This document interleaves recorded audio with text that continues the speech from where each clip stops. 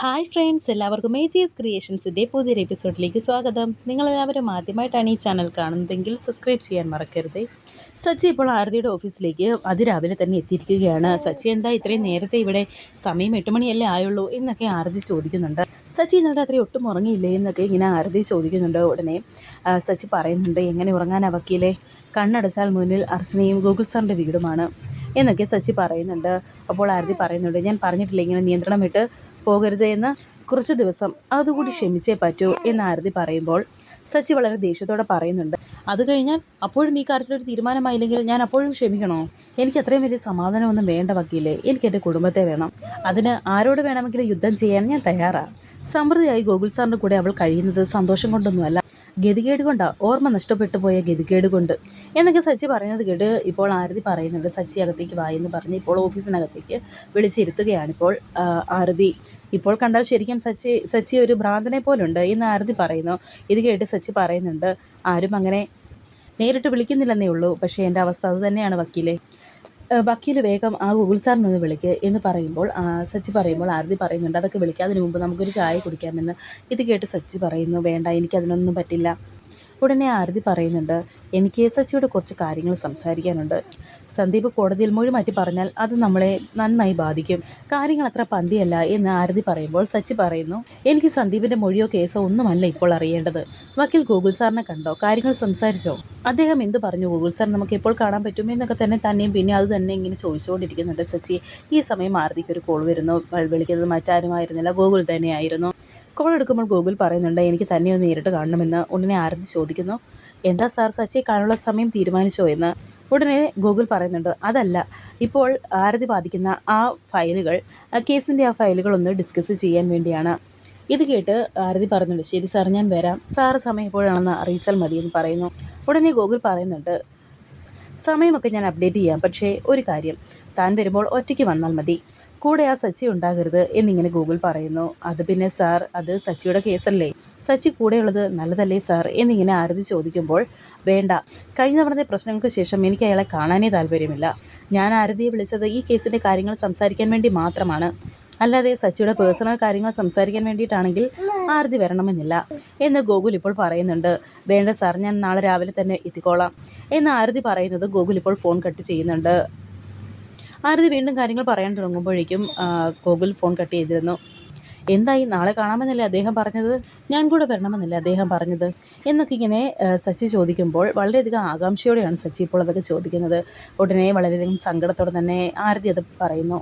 സച്ചി, അത് അദ്ദേഹം എന്നോട് കേസിൻ്റെ കാര്യം സംസാരിക്കാനാണ് അങ്ങോട്ടേക്ക് ചെല്ലാൻ പറഞ്ഞത്, പക്ഷേ സച്ചി കൂടെ വരുന്നതിൽ അദ്ദേഹത്തിന് താല്പര്യമില്ല എന്നിങ്ങനെ ആരതി പറയുന്നത് കേട്ട് സച്ചി പറയുന്നുണ്ട്, അപ്പോൾ ഞാൻ കൂടെ വരണ്ടെന്നാണ് അദ്ദേഹം പറയുന്നത് അല്ലേ? ഞാനപ്പോൾ എന്നെ അദ്ദേഹം ഒഴിവാക്കുകയാണല്ലേ?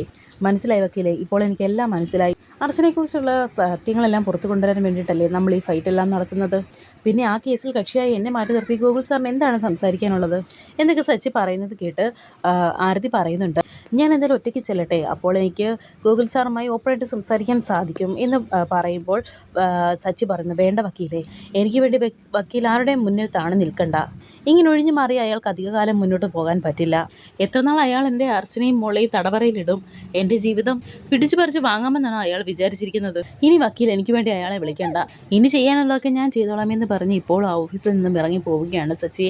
പുറകെ സച്ചി എന്ന് വിളിച്ചുകൊണ്ട് ആരതി ചെല്ലുന്നുണ്ട്. സച്ചി ഇത് എങ്ങോട്ടാണ് പോകുന്നത്? അബദ്ധമൊന്നും കാണിക്കരുതെന്ന് ആരതി പറയുമ്പോൾ സച്ചി പറയുന്നുണ്ട്, ഇത്രയും നാൾ ഞാൻ വക്കീൽ പറയുന്നത് കേട്ട് അടങ്ങി ഒതുങ്ങി നിന്നതാണ് അബദ്ധമായി പോയത്. ഇനി ഞാൻ അബദ്ധം കാണിക്കില്ല, ഇനി ചെയ്യാനുള്ളതൊക്കെ ഞാൻ ചെയ്തോളാം, കാര്യങ്ങളൊക്കെ ഇനി അങ്ങോട്ട് നല്ല വെടിപ്പായിട്ട് നടക്കും. അപ്പോൾ ശരി വക്കീലേ എന്ന് പറഞ്ഞിപ്പോൾ സച്ചി അവിടെ നിന്നും പോകുന്നുണ്ട്. വളരെയധികം ടെൻഷനോടെ നിൽക്കുന്നുണ്ട് ഇപ്പോൾ ആരതി. ശേഷം കാണിക്കുന്നത് സന്ദീപിനെയാണ്. സന്ദീപ് ഇപ്പോൾ കുടിച്ച് ബോധമില്ലാതെ ഇങ്ങനെ അവന്തികയുടെ കൂടെ ഇരിക്കുന്നുണ്ട്. അവന്തികയും മൂർത്തിയും അവരുടെ വക്കീലും ഇപ്പോൾ അവിടെയുണ്ട്. വക്കീലെ, ഇവനാണ് നമ്മുടെ തുറുപ്പുചീട്ട്, ഇവൻ കോടതിയിൽ വാ തുറന്നാൽ പിന്നെ സച്ചിയുടെ അധ്യായം അവിടെ തീരും എന്നൊക്കെ ഇപ്പോൾ വക്കീലിനോട് പറയുകയാണ് അവന്തിക. സന്ദീപേ, ഞാൻ പറഞ്ഞതൊക്കെ നിനക്ക് ഓർമ്മയുണ്ടല്ലോ? ഇങ്ങനെ അവന്തിക സന്ദീപിനോട് ചോദിക്കുമ്പോൾ എനിക്കെല്ലാം ഓർമ്മയുണ്ട് ഏട്ടത്തി എന്ന് പറയുന്നുണ്ട് സന്ദീപ്. കോടതിയിൽ നീ പറയുന്ന വാക്കിലാണ് ഇനിയുള്ള ഏട്ടത്തിയുടെ ജീവിതം എന്ന് അവന്തിക പറയുമ്പോൾ സന്ദീപ് പറയുന്നുണ്ട്, ഏട്ടത്തി ഒന്നുകൊണ്ട് പേടിക്കേണ്ട, ആ വക്കീൽ പെണ്ണുമ്പോൾ എന്ത് വേണമെങ്കിലും പറഞ്ഞോട്ടെ, പറയേണ്ട ഉത്തരങ്ങൾ ഞാൻ നല്ല മണിയായിട്ട് പറയും, ഈ ഏട്ടത്തിക്ക് ദോഷം വരുന്നൊന്നും ഈ സന്ദീപിൻ്റെ നാവിൽ നിന്ന് വീടില്ല എന്ന് സന്ദീപ് പറയുന്നുണ്ട്. ഉറപ്പാണല്ലോ അല്ലേ, നിൻ്റെ സ്വന്തം ഏട്ടനാണ് അപ്പുറത്തുള്ളതെന്ന് നിനക്ക് ഓർമ്മ വേണം എന്ന് അവന്തിക പറയുമ്പോൾ സന്ദീപ് പറയുന്നുണ്ട്, പിന്നെ സ്വന്തം ഏട്ടൻ പോലും ആ ബന്ധമൊക്കെ ഞാൻ മനസ്സിൽ നിന്ന് പറിച്ചു കളഞ്ഞതാ. എൻ്റെ കുടുംബം ഇപ്പോൾ ഇതാണ്. ഏട്ടത്തിയാണ് എൻ്റെ ദൈവം. കോടതിയിൽ ഈ കേസ് ഏട്ടത്തി ജയിച്ചിരിക്കും. സന്ദീപ് ഒരു വാക്ക് പറഞ്ഞാൽ അതിനൊരു മാറ്റവും വരില്ല എന്നൊക്കെ സന്ദീപ് പറയുന്നത് കേട്ട് വക്കീൽ പറയുന്നുണ്ട്, ഇത് കുട്ടിക്കളിയല്ല സന്ദീപേ, ഇങ്ങനെ ഈ കോലത്തിൽ മദ്യപിച്ചുകൊണ്ട് കോടതിയിൽ വരാൻ പാടില്ല, അവർ പിടിച്ച് അകത്തിടും എന്നൊക്കെ വക്കീൽ പറയുമ്പോൾ പിന്നെ എന്നൊക്കെ ഇങ്ങനെ പറയുന്നുണ്ട് സന്ദീപ്. ഉടനെ മൂർത്തി പറയുന്നുണ്ട്, അതൊക്കെ സന്ദീപ് അങ്ങനെ ചെയ്തോളും അല്ലേ സന്ദീപ് സാറേ, നാളെ കോടതിയിൽ വരുമ്പോൾ മദ്യപിക്കില്ലല്ലേ എന്നൊക്കെ ഇങ്ങനെ മൂർത്തി ചോദിക്കുമ്പോൾ അതേ എന്നിങ്ങനെ പറയുന്നുണ്ട് സന്ദീപ്. 10 വർഷമായി ഭാര്യ മോളെ അന്വേഷിച്ച് നടക്കുന്ന അയാൾക്ക് ഭ്രാന്താണെന്ന് ഞാൻ കോടതിയിൽ പറയും. എന്താ അങ്ങനെ പറഞ്ഞാൽ പോരെ, അങ്ങനെ പറഞ്ഞാൽ പോരെ ഏട്ടത്തി എന്നൊക്കെ ഇങ്ങനെ അവന്തികയോടും ചോദിക്കുന്നുണ്ട് സന്ദീപ്. ഇത് കേട്ട് അവന്തിക പറയുന്നുണ്ട്, പിന്നെ അങ്ങനെ പറഞ്ഞാൽ മതി, എനിക്ക് നിന്നെ വിശ്വാസമാണ്, നീയാണ് എൻ്റെ യഥാർത്ഥ കൂടപ്പിറപ്പ്. കോടതിയിൽ പോയിട്ട് വരുമ്പോൾ നിനക്കിതിനു വേണ്ടി ഞാൻ പ്രത്യേകം ഒരു സമ്മാനം തരുന്നുണ്ട് എന്നൊക്കെ അവന്തിക പറയുന്നത് കേട്ട് ഇപ്പോൾ കരഞ്ഞുകൊണ്ട് സന്ദീപ് പറയുന്നുണ്ട്, നന്ദേട്ടൻ ഏട്ടത്തിയെ ഡിവോഴ്സ് ചെയ്തത് ഏറ്റവും വലിയ തെറ്റായിപ്പോയി. ഇല്ലായിരുന്നെങ്കിൽ ഇപ്പോഴും ഏട്ടത്തി ഞങ്ങളുടെ വീട്ടിലുണ്ടായിരുന്നേനെ. എല്ലാവരും കൂടി എൻ്റെ ഏട്ടത്തിയെ ഒരുപാട് ദ്രോഹിച്ചു. എടാ വക്കീലെ, തനിക്കറിയുമോ, എൻ്റെ ഏട്ടത്തി ഞങ്ങളുടെ വീട്ടിലെ വിളക്കായിരുന്നു. വിളക്ക് ലക്ഷ്മി ദേവിയെ പോലുള്ള എൻ്റെ ഏട്ടത്തിയാണ് അവിടെ നിന്ന് എല്ലാവരും അടിച്ചിറക്കിയത്. എനിക്കൊരു കോടതിയും പ്രശ്നമില്ല, വക്കീലും പ്രശ്നമില്ല, എനിക്ക് ആരും പ്രശ്നമല്ല എന്നൊക്കെ ഇങ്ങനെ പറഞ്ഞ് ഇപ്പോൾ അവിടേക്ക് ബോധം കെട്ട് വീഴുന്നുണ്ട് സന്ദീപ്.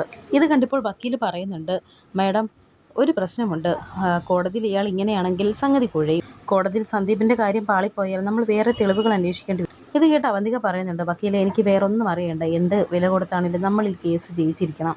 സന്ദീപിനെ കോടതിയിൽ എങ്ങനെ പ്രസൻറ്റ് ചെയ്യണമെന്നുള്ളത് നിങ്ങളുടെ മിടുക്കാണ് എന്ന് അവന്തിക പറയുന്നുണ്ട്. ഇയാളെ നാളെ ക്ലീനായിട്ട് കോടതിയിൽ എത്തിക്കണം, അല്പം പോലും മദ്യം ഇയാളുടെ ഉള്ളിൽ ഉണ്ടാകാൻ പാടില്ല എന്നൊക്കെ വക്കീൽ ഇപ്പോൾ മൂർത്തിയോട് പറയുന്നുണ്ട്. മൂർത്തി പറയുന്നുണ്ട്, അതൊക്കെ ഞാൻ ഏറ്റവും ഒരു തുള്ളി മദ്യം പോലും ഇല്ലാതെ ഞാൻ സന്ദീപിനെ നാളെ കോടതിയിൽ എത്തിച്ചിരിക്കും. അങ്ങനെ ഇപ്പോൾ വക്കീൽ അവിടെ നിന്ന് പോകുന്നുണ്ട്. അപ്പോൾ അവന്തിക ഇങ്ങനെ മനസ്സിൽ വിചാരിക്കുന്നുണ്ട്, ആ ഗോകുലിനെ വെച്ചുള്ള സച്ചിയുടെ കമ്മീഷൻ റിപ്പോർട്ടിൻ്റെ പദ്ധതി അതൊരിക്കലും നടക്കാൻ പോകുന്നില്ല. ഗോകുൽ ഇപ്പോൾ ശരിക്കും സച്ചിയെ വെറുത്തു കഴിഞ്ഞു എന്നൊക്കെ ഇങ്ങനെ മനസ്സിൽ വിചാരിക്കുകയാണിപ്പോൾ അവന്തിക. ശേഷം കാണിക്കുന്നത് കമല മുറ്റം തൂത്തുകൊണ്ടിരിക്കുകയായിരുന്നു. അപ്പോഴാണ് അവിടേക്ക് സ്നേഹ വരുന്നത്. എന്നിട്ട് കമലയെ വിളിച്ചുകൊണ്ട് പോകുന്നത്. എന്താണെന്ന് ചോദിക്കുമ്പോൾ വാ പറയാമെന്ന് പറഞ്ഞ് സ്നേഹയെ വിളിച്ചുകൊണ്ട് പോകുന്നുണ്ട്. സ്നേഹ വന്ന് കമലയെ വിളിച്ചുകൊണ്ട് പോകുന്നുണ്ട്. പുറത്ത് സന്ദീപ് വന്ന് നിൽക്കുന്നുണ്ടായിരുന്നു. അനഘ ചെന്ന് ആതിരയോടും പറയുന്നു, നീ വന്നേ എന്ന് പറഞ്ഞ് ഇപ്പോൾ അനഘയും ആതിരയും പുറത്തേക്ക് വരുന്നുണ്ട്. അവരെല്ലാവരും ഇപ്പോൾ അവിടേക്ക് വരുന്നു. സന്ദീപ് ആണെങ്കിൽ എല്ലാവരെയും ഇങ്ങനെ മാറി മാറി ദേഷ്യത്തോടെ നോക്കി നിൽക്കുന്നുണ്ട്.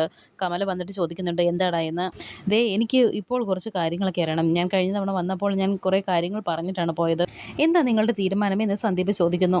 തോന്നുമ്പോൾ കള്ളം കുടിച്ച് ഇവിടെ കയറി വരാൻ ഇത് വഴിയമ്പലമല്ലാന്ന് ഞാൻ അന്നേ പറഞ്ഞതാണ് എന്ന് ആതിര പറയുന്നുണ്ട്. അത് വളരെ ദേഷ്യത്തോടെ. സ്വന്തം കുടുംബത്തിനോടുള്ളതിനെക്കാട്ടി കൂടുതലൊക്കെ അങ്ങോട്ടേക്കായി പോയല്ലോടാ എന്നൊക്കെ ഇങ്ങനെ ചോദിക്കുന്നുണ്ട് കമല. ഇത് കേട്ട് ആതിര പറയുന്നുണ്ട്, അമ്മ എന്തിനിങ്ങനെ വിഷമിക്കുന്നത്, പുകഞ്ഞ കൊള്ളി പുറത്ത്. അത് മകനായാലും ശരി ഭർത്താവായാലും ശരി, പറയ് അവന്തികയുടെ വാലാട്ടിപ്പട്ടിക്ക് എന്ത് തീരുമാനം അറിയേണ്ടത് എന്നിങ്ങനെ ആതിര ചോദിക്കുമ്പോൾ, എടി നീ മര്യാദയ്ക്ക് സംസാരിച്ചോണം എന്ന് ദേഷ്യത്തോടെ ഇപ്പോൾ സന്ദീപ് പറയുന്നു. ഉടനെ ആതിര പറയുന്നുണ്ട്, എന്നെ എടി പൊടിയെന്ന് വിളിക്കാൻ നിങ്ങൾ ആരാടോ, അതിനുള്ള മറുപടി നിൻ്റെ ഈ കഴുത്തിൽ കിടക്കുന്ന താലി പറയുമെന്ന് സന്ദീപ് പറയുമ്പോൾ ഉടനെ ആ താലിയിൽ പിടിച്ചുകൊണ്ട് പറയുന്നുണ്ട് ആതിര, ഇതിൻ്റെ ബലത്തിൽ നീ ഇവിടെ ഇനി കയറി വന്ന് സംസാരിക്കേണ്ട എന്ന് പറഞ്ഞ് ഇപ്പോൾ ആ താലി വലിച്ചു പൊട്ടിക്കുകയാണ്. താലിമാലയും കൂടെ വലിച്ചു പൊട്ടിക്കുന്നുണ്ട് ആതിര. അത് കണ്ട് എല്ലാവരും ഒന്ന് ഞെട്ടി നിൽക്കുന്നുണ്ട്. സന്ദീപും അതൊട്ടും പ്രതീക്ഷിച്ചതല്ലായിരുന്നു.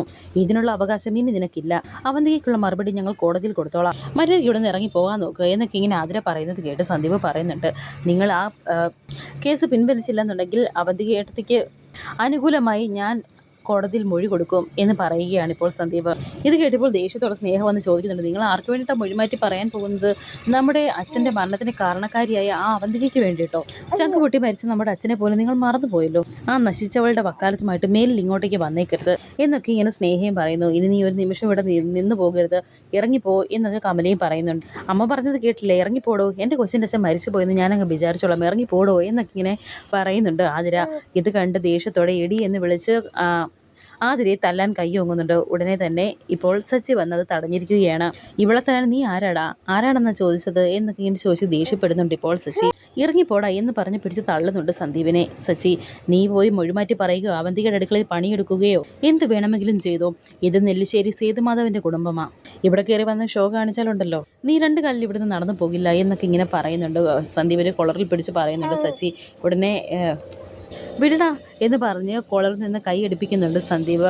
നീ എന്ത് ചെയ്യും, എന്നെ കൊല്ലുവോ? കൊല്ലടാ എന്നൊക്കെ ഇങ്ങനെ പറയുന്നു.